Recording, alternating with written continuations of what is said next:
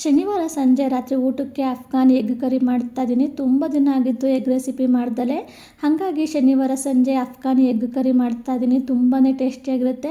ಸಿಂಪಲಾಗಿ ಮಾಡ್ಕೋಬೋದು. ಅದನ್ನು ಮಾಡೋಕ್ಕೆ ಮೊಟ್ಟೆನೆಲ್ಲ ಬೇಯಿಸಿ ಈ ರೀತಿ ಕಟ್ಸಾಕಿ ಎತ್ತಿಟ್ಟಿದ ನಂತರ ಒಂದು ಕಡಾಯಿಗೆ ಎಣ್ಣೆ ಹಾಕಿ ಎಣ್ಣೆ ಬಿಸಿ ಆದಮೇಲೆ ಸಣ್ಣದಾಗಿ ಕಟ್ ಮಾಡಿದ್ದ ಈರುಳ್ಳಿ, ಬೆಳ್ಳುಳ್ಳಿ, ಶುಂಠಿ, ಹಸಿಮೆಣಸಿನ್ಕಾಯಿ, ಗೋಡಂಬಿ ಹಾಕಿ ಫ್ರೈ ಮಾಡಿಕೊಂಡು ಇದು ಕಂಪ್ಲೀಟಾಗಿ ಕೂಲ್ ಆದಮೇಲೆ ಒಂದು ಜಾರಿಗೆ ಸೇರಿಸಿ ಇದಕ್ಕೆ ಕೊತ್ತಂಬರಿ ಸೊಪ್ಪು, ಪುದೀನ ಸೊಪ್ಪು, ಸ್ವಲ್ಪ ನೀರನ್ನು ಸೇರಿಸಿ ನುಣ್ಣಗೆ ರುಬ್ಕೋಬೇಕು. ಇದಾದ ನಂತರ ಒಂದು ಕಡಾಯಿಗೆ ಎಣ್ಣೆ ಹಾಕಿ ಎಣ್ಣೆ ಬಿಸಿ ಆದಮೇಲೆ ಪಲಾವ್ ಎಲೆ, ಚಕ್ಕೆ, ಲವಂಗ, ರುಬ್ಬಿಟ್ಟಿರುವ ಮಸಾಲ ಹಾಕಿ ಫ್ರೈ ಮಾಡ್ಕೋಬೇಕು.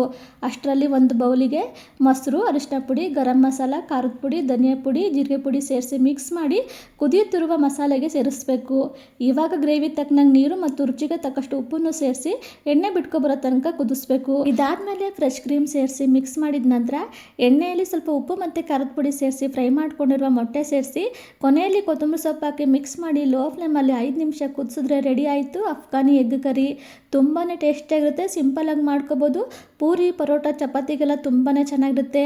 ದಿಢೀರ್ನೇ ಗೆಸ್ಟ್ ಮನೆಗೆ ಬಂದಾಗ ಏನು ಮಾಡಬೇಕು ಅಂತ ಯೋಚನೆ ಇದ್ದರೆ ಇದನ್ನೊಂದು ಸಲ ಟ್ರೈ ಮಾಡಿ.